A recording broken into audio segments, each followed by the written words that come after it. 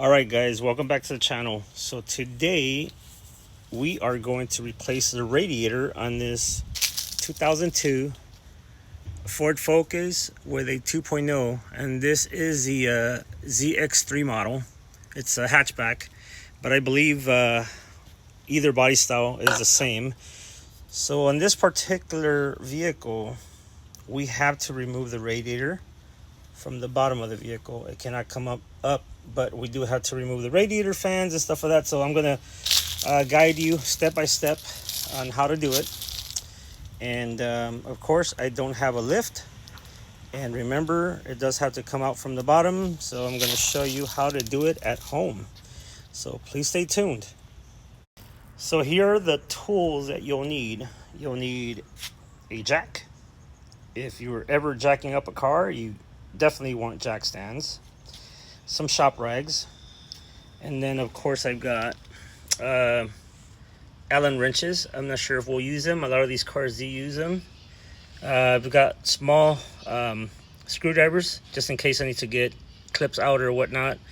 I've got a Phillips screwdriver, flathead. I've got an 8, and then of course you guys know the story with the 10mm, and various size wrenches. I've got a clip removal tool, and I've got some hex tools here too, because again, I don't know if this particular vehicle has them or not. And just to be safe, I've got a small tool set here with various sizes. And of course, you also want the proper fluid here. It's probably one of the reasons why this radiator went out, was because of lack of maintenance. This vehicle has been here before for a water pump. So this one's Ford Lincoln Mercury, so we are working on a Ford. And all the things you need, you cannot forget the radiator. So also inspecting the hoses while we're in there. I would hate to replace the radiator and go through all that work and not inspect the hoses. Even though these hoses look newer, they have been replaced. This one here, the lower one I did replace at one point, so you can still see it has a label on there. So here we go. Let's start. First step is to drain the coolant out of the radiator, and because this one has a piece of plastic all the way at the bottom and really hard for me to access it or have access for it, so this is a petcock here, or a drain plug. And so you basically take this off. On the original one, I believe, is like a little slot where you can put a screwdriver in there, and then you will, lefty loosey, righty tighty, and drain all the fluid. Make sure you use a drain pan.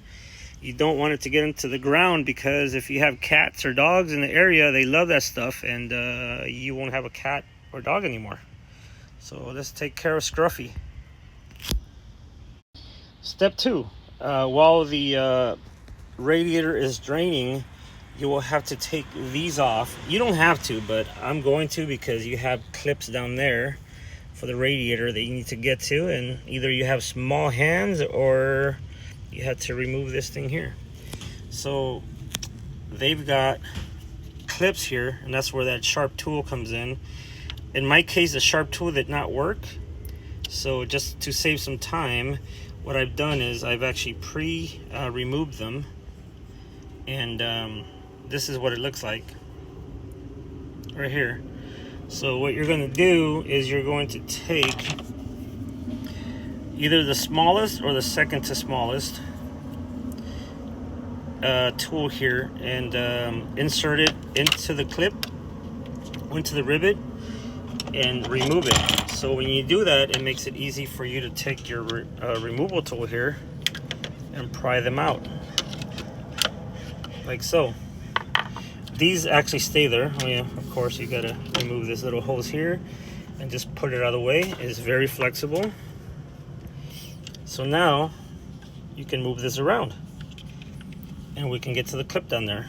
But the next step is to remove these. Now these are just plastic, so again, I've taken the liberty of removing some of them, but I will show you how you do it. So don't apply any pressure.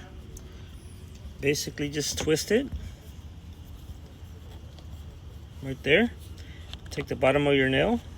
And yes, I work on cars, so my nails are dirty.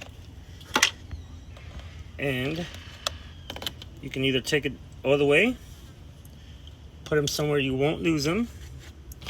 Same thing in this one, I've already done it. Same thing on this one here, and this one here. And of course now you can remove this cover. Just pull on it.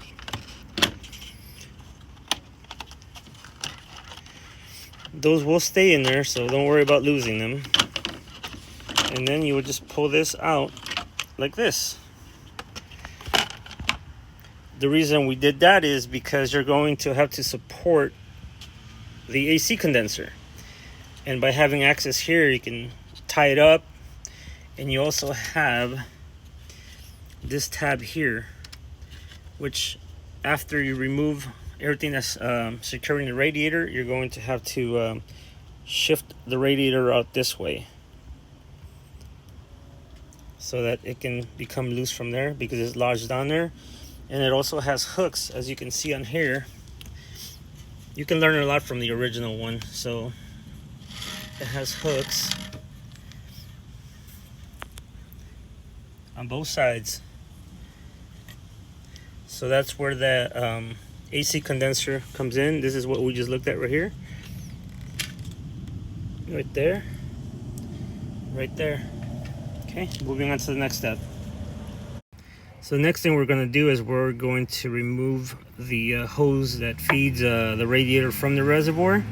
And this one here has the original pinch style clip. So we're going to remove that. And once that is done, you give the hose a small little pinch here and twist it. And it should come off, like so.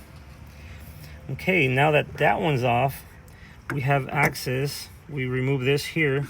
We have access to that small clip down there. I'm not sure if you can see it or not, but let me turn on my flashlight on my cell phone here and see if I can get it.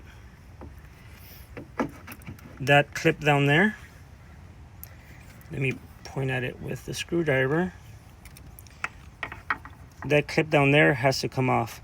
Now the way that one works is you basically push out on it.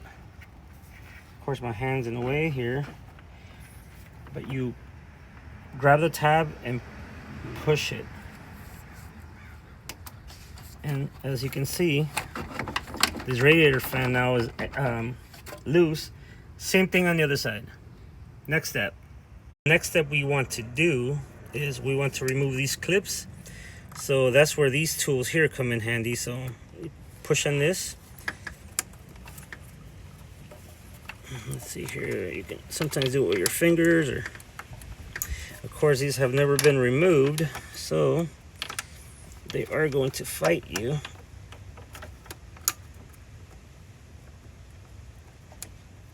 It's coming.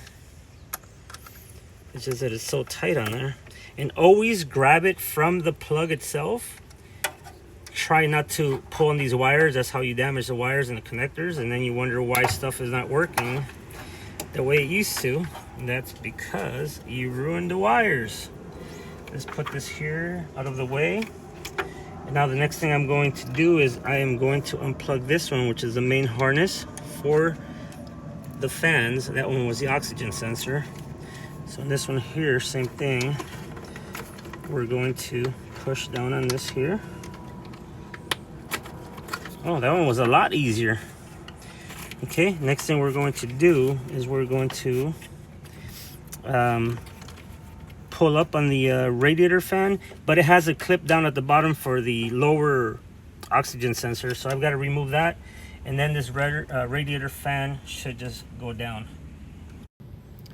Okay, one of the things you also want to do is remove this plug here for the power steering pump, because it's attached to the fan shroud. So you're going to, it's actually kind of difficult to get in there, and sometimes it's very difficult to get out. So with one of the tools here, you're going to push in that tab like so. And what I'll do is I'll put this screwdriver in here and pry it out. That way you don't have to pull on the wires. And here we go. Okay, push in on that tab, pull out, just like so. All right, and then next we're going to disconnect the oxygen sensor from the bottom.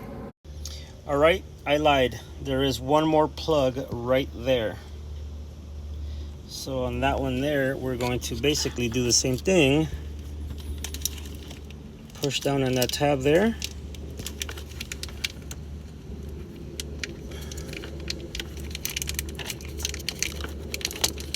And then pull.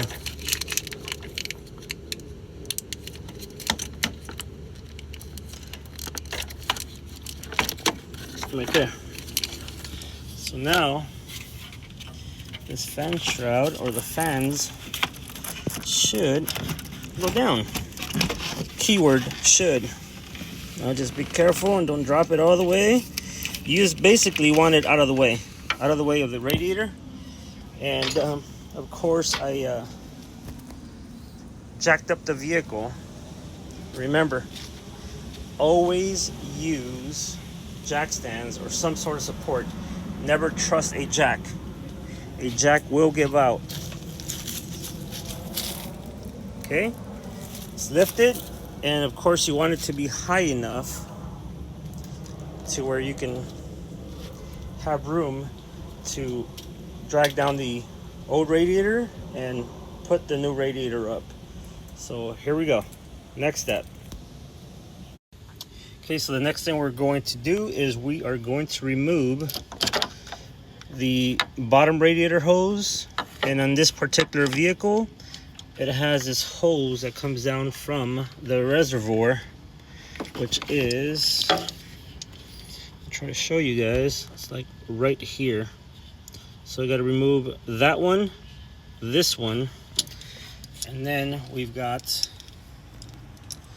the upper radiator hose, which is right here, and that one takes 1/4 of an inch. The bottom one looks like it still has the original pinch style, and the auxiliary one still has a pinch style. So I'm not sure if this one here has ever been replaced, but I think it's probably still the original one. And the reason why I'm saying that is because if it was an aftermarket one, it would make sense that they would have made it where it was accessible this way. But since at the factory everything's assembled backwards, in other words, everything's from the bottom up, this one here still has the hose clamp facing down. So that's the only reason why I am assuming that it's factory. So anyways, I'm going to take those off. Those are the next steps. All right, so that top radiator hose is out now. So now we're going to do those bottom ones right here. So the bottom one has to come off from the bottom, of course, no pun intended there, or repeating words. But then we're going to do this auxiliary one right here. I don't know if you can see it. It also has one of those press-on clips. So you're gonna take your plier there, kind of same thing, wiggle it out of the way.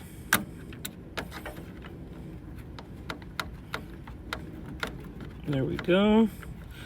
And we're gonna get the bottom hose from the bottom, because it also has those type of clips here. And we'll take that one and that one off, and then we will proceed to removing the core support. I call it a core support. It could be the lower core support. Okay, so the hoses are all disconnected, and I am ready to take the lower core support down. So remember, the reason why we took this off is because the condenser has to remain up. We're only removing the radiator. So what I've done here is I actually used the little pinholes that it has on here. Yes, I will get some criticism of this. I just bent 2 of the little fins there, and same thing here, but that will not cause any damage to the condenser. It's way up top. So anyways, so you want to hold this up here with zip ties, just so it doesn't fall when you remove the lower core support. And I'm going to do that now. All right, so here's the lower radiator core support, and of course you've got a 10 millimeter here and a 10 millimeter there. And on the other side, you will have the same thing right there. So you will remove those, and this should come down. All right, so I will show the next process here. On the driver's side, you will have a horn on here. I haven't seen the passenger side yet, but same thing. Push down on this clip and take it out. Of course, this one's been here for a while, and this one gets hit with road grime and everything. So anyways, you push this down. I'm doing this myself right now, and just kind of wiggle it, and it'll come off like so. Okay, now this one's loose, so I'm going to loosen up the other one. And so what I do on this one here is either I put one bolt back on and support it, that way it doesn't all fall off. But while I'm here, you can clearly see where this radiator has been leaking. It's rusty, which is also an indication that that's probably why that water pump went out at one time, because they were running nothing but water. And so a lot of people don't realize this, but antifreeze coolant is also a lubricant, so it keeps everything moving. So there you go. Well, anyways, that's a little bit of my rant there. So I'm going to remove that side next. On the passenger side, you have another harness that actually hooks up on here. These are actually pretty easy. You basically either push them with pliers, or sometimes you can just push them with your hand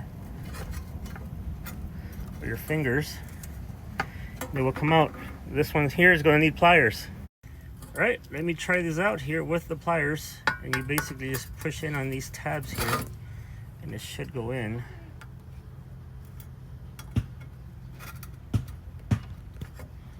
There you go. I'm going to try my removal tool. This one here is not cooperating, so there it goes. You know what? My mistake is not one of those tabbed ones. This one here is the ones you just got to pull out. There it goes. And then this comes out. Set that aside. Okay. And next thing we're going to do is remove these tabs, or these supports. And of course, I'm going to leave that one on this side, so I know it's the passenger side. And the driver's side remained on the core support. So now we've got to basically move the radiator that away, so that it can come dislodge from the AC core support. But if you guys recall, I tied the AC core support so it doesn't fall. So that's why this whole thing is being supported by those wires. That's the reason why this didn't just slam down. Otherwise, this could slam down and it will ruin all your hoses. And of course, you know what air conditioning costs nowadays, so you want to prevent that. We're going to do that next. Remove the radiator, that is. Okay, so the next step is removing these clips right here, and they're plastic, so you can either use a screwdriver or just pull on it and then push up on this. And as you saw, little yoke there, and what that does is it releases your transmission cooler on this side. Now we've got to do the same thing on this other side, and that one will be let's see here, it will be all the way up here. So you're going to do the same thing. You're going to pull in that and release the transmission oil cooler. Let me see if I can get it there, right there. And same thing, push up with your finger on that one, and there it is. So transmission oil cooler has left the building. Okay, and then the next thing you want to do, and hopefully this doesn't turn into a blooper, but the radiator has to slide that way. And remember, we tied up the condenser so it's solid. So on this, you may want to just push. See that right there? I'm going to hold it with my foot. And there it is. There it is. Oh. taking a bath. Almost became a blooper. But anyways, I'm going to finish taking that off. But you guys get the idea of how to remove it. And I'm going to remove it now. So now that we've removed it, we want to compare the old one to the new one. So it's got all the tabs on here. And of course it's got these. And what you want to do is transfer all your old rubber or the old mountings from the old one to the new one once you verified that everything is correct. And on this one here, everything matches. So everything matches. So yeah, we got the right one on this one. So now we're going to replace it. And it's basically the reverse of how you did it, but I'm gonna still give you some idea as to how I install it. Next step is putting it on. So now it's time to put the new radiator on. So what I've done is I transferred all the mounts here except for the bottom ones. So remember that the cooler, there you go, the cooler goes on this side and it will go on these tabs. So that's what I'm going to do now. See, it's hot here today, so I'm going to lay down some cardboard so I can lay on it. So I'm going to put this one up here. Push it up as far as you can.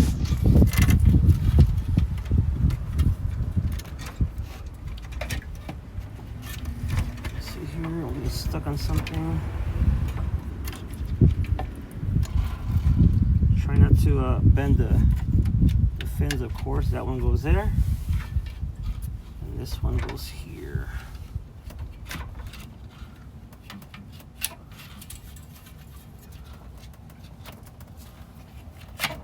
There we go. And this one here is on here like so. There we go. And then just push it up, and we'll put our rubber grommets on here, and then we'll put the lower radiator core support back on. So the next thing you want to do is these tabs. Remember these tabs on the old radiator, one's right there, and then also the one right here. For some reason the camera's not focusing. So there's 1, 2, and then down at the bottom, if you guys recall, I had to move the radiator over right here. So now the radiator has to go that way, and that will make sure that the radiator and the AC condenser are aligned. So I'm going to do that next. Right, so once the radiator is already put on there, I put on the fan shroud, and you basically pick it up, align it to the tabs, and it goes in like that. Sorry, phone was charging, so I couldn't film that part. So now we're going to put this oxygen sensor piece back in here, the wire. Remember, it does have that clip, so it has to go in here like so. And then, nope, I just lost my clip. And then we're going to go up here like this, align it, it clicks. Then remember, we also took the one for the power steering pump off, so we're gonna have to put that one back on. That one goes there. And then I just lost one of the clips, but what you do is you put those little black tabs back inside. Don't push them all the way in, because you're going to put it back in here like so. Put it back in there, and then you are going to push this black tab inside. That actually locks it in place. Now I did lose the other one. It went down here, I believe. Well, I've got to look for the other one. It fell right now, so I'll look for it here in a bit. Then what we're going to do is put this plug back in here. This one goes back in there, and this is for the fans. Okay, that one clicked, and then there's one more right here, this one here, and we are going to connect that one like so. Okay, then we're going to do our upper radiator hose. I already did the auxiliary one, the bottom one, and we are ready to fill up the reservoir. And I've got the pre-diluted one, so I don't need to add any water, so I'm just going to add that, run it for a while, and just make sure that it doesn't overheat, and make sure that that water is actually circulating. If you do develop air bubbles, what I usually do is just leave this cap off, and it usually gets rid of bubbles for you. Anyways, guys, that's it on this one. It's actually easier than I thought. I thought it was going to be a lot harder. Of course, you know, filming it takes a lot longer, but I figure some of you guys will appreciate the video, and